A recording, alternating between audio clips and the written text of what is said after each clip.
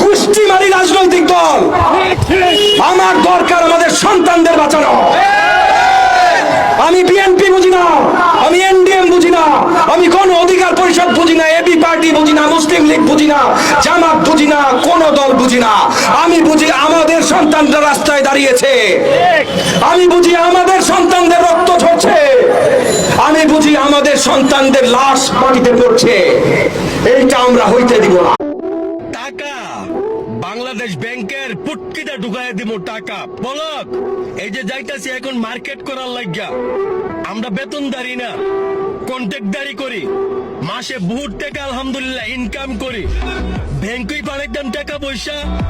এখন তোদের মার পুটকিতে ব্যাংক বইরা দিব, চোদনা বেটির ভুতাইতে সুদ জানে।